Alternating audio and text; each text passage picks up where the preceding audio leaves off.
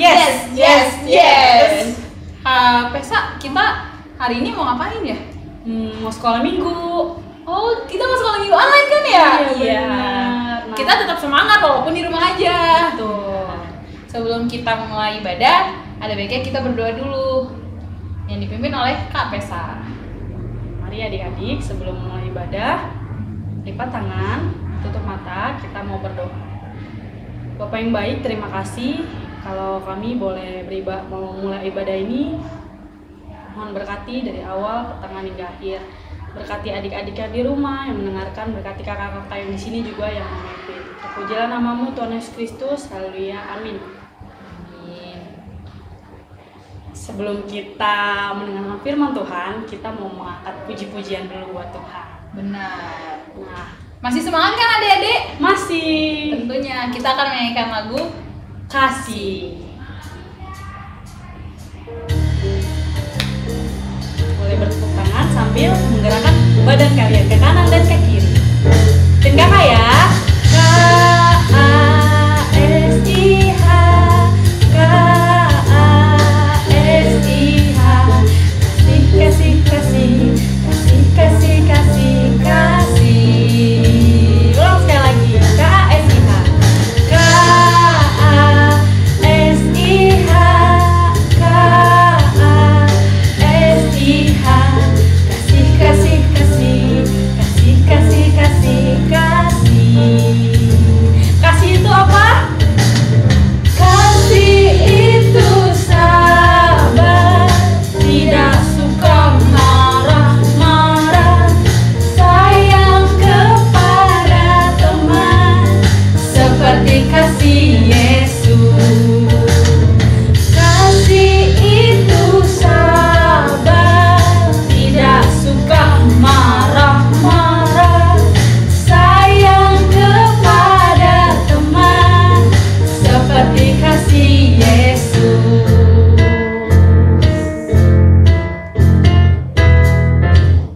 Nah, seperti kasih Yesus yang telah mengasihi kita, kita juga harus mengasihi sesama kita. Terus lagu kedua apa nih Kak? Kita kan tadi sudah mengasihi sama kita. Nah, hukum yang paling utama adalah mengasihi Tuhan Tuhan Yesus, Allah. Tuhan Allah. Kita akan menyanyikan lagu I Love You Jesus.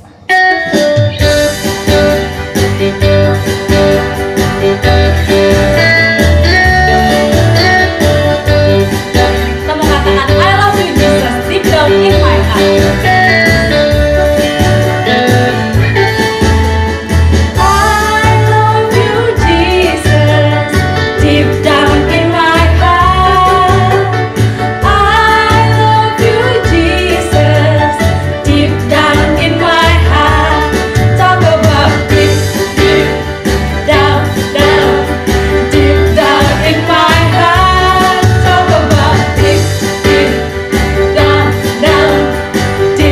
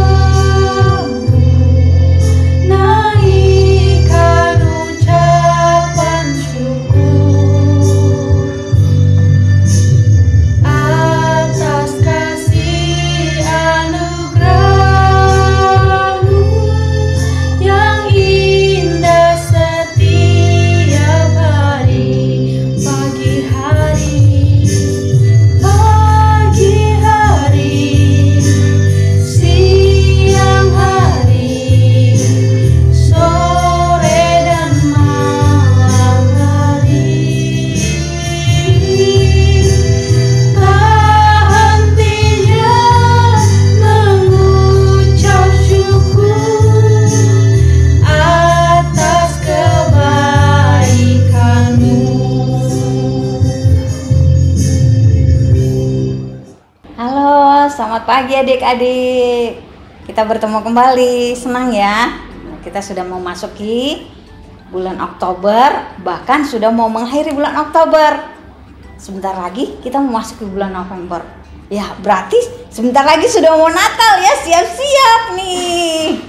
Ya, tapi kita harus berdoa biar kita bisa mengadakan Natal di masa COVID ini ya. Jangan kecewa adik-adik ya, kita berdoa. Nah, sekarang kita mau dengar firman Tuhan. Kita berdoa dulu ya. Mari kita berdoa. Terima kasih Tuhan Yesus, pagi ini kami mau membaca firman Tuhan, mau mendengar cerita firman Tuhan. Kiranya Tuhan berkati kami semua. Kami menyerahkan hidup kami, kesehatan kami semua anak-anak-Mu, Tuhan berkati. Terima kasih ya Bapa, di dalam nama Tuhan Yesus kami berdoa. Amin. Adik-adik, siapkan Alkitabnya, dibaca teksnya ya. Sesuai dengan bacaan kita hari ini. Adik-adik, zaman dulu sekali ada raja namanya Raja Yoas. Ya, Raja Yoas ini dididik untuk mengasihi Tuhan. Ya, jadi dia selalu membaca firman Tuhan. Dia selalu mau mendengar firman Tuhan. Nah, dia adalah salah satu raja yang takut akan Tuhan. Ya, Raja Yoas ini dari keturunan Daud. Raja Yoas ini dia selalu mengandalkan Tuhan dalam hidupnya. Orangnya baik adik-adik. Ya, Raja Yoas ini. Dan dia juga tidak sombong. Dia orangnya murah hati. Dan dia selalu mau berdoa kepada Tuhan. Sehingga dia suka pergi ke rumah Tuhan. Nah, satu kali dia ke rumah Tuhan. Waduh, dia lihat-lihat gitu ya. Dia masuk rumah Tuhan. Dia lihat gereja. Wah, udah keropos nih. Udah banyak rayap. Aduh, ini lagi. Bolong-bolong. Ya, dia periksain. Wah, atapnya udah mulai bocor. Wah, ini udah musim hujan ya adik-adik ya. Kalau atap rumah kita bocor gimana kira-kira? Waduh, kita bisa nggak tidur ya. Aduh, takut hujan. Ya, nanti netes. Ya, banjir. Ya, masuk ke rumah kita. Ya, jadi kalau ada kebocoran harus hati-hati. Lalu Raja Yoas berpikir, wah, sudah mulai bocor. Sudah bolong-bolong, sudah keropos nih kayu-kayunya di rumah Tuhan. Jadi saya harus panggil tukang. Tapi kalau panggil tukang, kalau perbaiki bangunan seperti ini, kan harus ada uangnya ya adik-adik ya. Dia berpikir lagi, uangnya dari mana ya? Dia panggil imam, ya, Imam Yoyada. Waktu itu yang berkuasa Imam Yoyada, ya, di rumah Tuhan. Dia panggil Imam Yoyada dan juga imam lain. Ini bagaimana nih? Rumah Tuhan udah mulai bocor, nih lubang-lubang udah keropos tuh. Berarti kita perlu uang. Lalu raja memerintahkan kepada imam, kalian harus tolong perbaiki rumah Tuhan ini. Biar jangan bocor-bocor nih. Nih, tuh udah lapuk. Jadi bagaimana caranya? Kita perbaiki rumah Tuhan biar rumah Tuhan bagus. Jadi orang-orang bisa sembahyang di rumah Tuhan dengan baik. Ya, menikmati ibadah. Jangan sampai waktu baca Alkitab, wah, pas hujan, wah, kehujanan.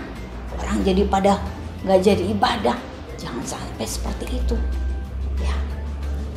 Lalu para imam bilang, kalau begitu raja, kita kumpulkan uang saja dari rakyat. Kata Imam Yoyada. Lalu kita minta juga uang. Lalu raja berpikir, wah, jangan sampai memberatkan rakyat. Kata Raja Yoas, Kalau begitu, karena rakyat juga susah. Kamu sebagai imam-imam, ya, sebagai hamba-hamba Tuhan, harus cari cara. Kamu harus pergi mencari orang yang mau memberikan persembahan untuk rumah Tuhan. Baiklah, kata Imam Yehoyada dan juga imam-imam yang lain. Lalu mereka berusaha mencari orang-orang yang mau memberi bagi rumah Tuhan agar bisa diperbaiki rumah Tuhan yang rusak itu. Ya. Tapi beberapa lama, ya, Raja Yoas melihat dia pergi lagi ke rumah Tuhan. Waduh, ini udah berapa tahun kok masih bocor? Wah, ini masih lubang-lubang. Waduh, kroposnya tambah banyak rayapnya. Wah, bagaimana nih? Lalu dia panggil Imam Yehoyada, sini. Ini bagaimana rumah Tuhan kok masih begini? Kalian sudah bekerja belum perbaiki rumah Tuhan? Belum, kata Imam Yehoyada. Kami belum bisa. Terus uangnya kemana? Uangnya masih kami simpan, tapi belum cukup uangnya, kata Imam Yehoyada. Wah, Raja Yoas berpikir bagaimana caranya agar uangnya bisa cukup untuk memperbaiki rumah Tuhan yang sudah rusak ini. Lalu raja dan para imam berdoa. Mereka memohon hikmat Tuhan. Bagaimana cara terbaik untuk bisa mendapatkan biaya memperbaiki rumah Tuhan. Setelah mereka selesai berdoa, lalu raja berkata begini, dia mendapatkan ide. Imam-imam dan Imam Yehoyada harus memimpin. Saya punya ide. Ini, kalian buat kotak. Ini kotak persembahan ini. Ya, dibuat seperti ini. Nanti kalau orang mau datang beribadah, mereka bisa memasukkan uang di situ. Tapi tidak boleh dipaksa. Semuanya memberi dengan sukacita, memberi dengan tulus, dengan ikhlas, untuk memperbaiki rumah Tuhan dan untuk memperlancar pekerjaan Tuhan, pelayanan di rumah Tuhan. Ya, adik-adik, kalau sekarang kita bukan hanya memberi dalam bentuk kotak seperti itu ya, di gereja juga ada persembahan seperti ini ya, yang kita berikan setiap minggu. Lalu dibuatlah kotak, ya, ditaruh di dalam rumah Tuhan itu. Jadi kalau ada orang yang berdoa atau rakyat datang untuk beribadah, mereka memberi untuk rumah Tuhan, karena mereka lihat, wah, ini rumah Tuhan ini, bait Allah ini harus segera diperbaiki. Kalau enggak, rusaknya tambah parah, kita nggak bisa beribadah. Nah, jadi mereka sadar, mereka kasih persembahan, ya, mereka masukkan persembahan juga untuk menolong perbaikan di rumah Tuhan dan juga untuk menolong, ya, pegawai-pegawai yang bekerja. Kalau perbaiki rumah Tuhan atau merenovasi rumah kan harus ada yang mengerjakan. Nah, itu kan harus dibayar. Nah, uangnya itu diambil dari persembahan yang dikumpulkan dari umat Tuhan. Ya, adik-adik. Lalu raja bisa memanggil, ya, pekerja-pekerja. Imam Yehoyada juga memanggil pekerja-pekerja yang masing-masing ahli, yang bisa bekerja di atap, yang bisa mengerjakan dinding, ya, yang bolong-bolong tadi diperbaiki jadi bagus, ya, yang sudah rusak keropos, wah, diperbaiki jadi mulus, jadi bagus, ya, dicat yang bagus, pokoknya dibuat sebaik mungkin. Nah, mereka pergunakan uang yang sudah terkumpul untuk membiayai tukang dan juga memelihara rumah Tuhan yang sudah mereka perbaiki. Nah, adik-adik, sehingga dananya itu, uang yang terkumpul itu, ya, bisa dipakai bukan untuk para imam, ya, tapi untuk para pekerja yang menolong di rumah Tuhan dan juga memperbaiki rumah Tuhan sehingga tidak rusak, bertambah parah. Nah, dan juga sampai sekarang ya adik-adik, kita kenal ada kotak persembahan seperti ini ya di gereja kita, seperti pada masa dulu, pada zamannya Raja Yoas ya, dimulai kotak persembahan seperti itu. Dan kita juga di gereja memakai persembahan yang seperti ini setiap minggu. Nah, ini bukan untuk Pak Hatu atau Ibu Hatu semua uangnya, tapi untuk memperbaiki gereja kita, untuk memelihara atau maintenance, pemeliharaan di rumah Tuhan, dan juga membiayai pelayanan di gereja kita. Nah, itu fungsinya persembahan yang kita berikan ke rumah Tuhan. Nah, adik-adik, Raja Yoas memerintah selama 40 tahun di Yerusalem. Dia menjadi seorang raja yang baik. Nah, tapi adik-adik, pada waktu Raja Amon ya menyerang kerajaan mereka, dia kesal. Dia berpikir, saya tidak punya uang, negara tidak punya uang. Lalu dia mengambil keputusan, saya harus mengambil uang dari rumah Tuhan dan juga barang-barang dari rumah Tuhan.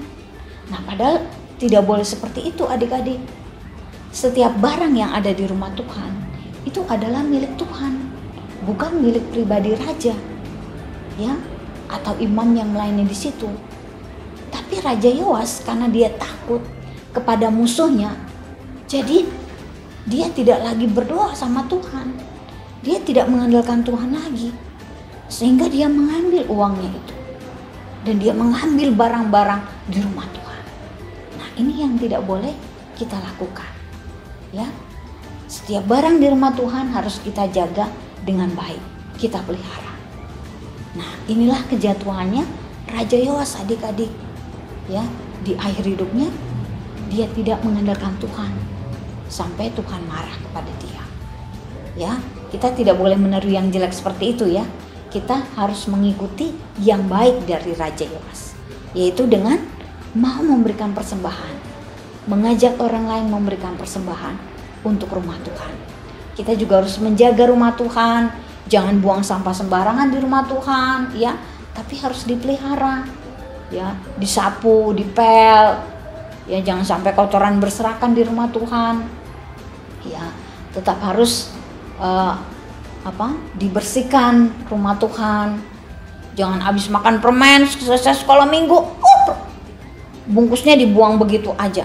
Habis minum susu terus dibuang begitu aja bekas tempat susunya. Nggak boleh begitu. Buanglah sampah pada tempatnya adik-adik. Di rumah kita juga begitu ya, apalagi di rumah Tuhan.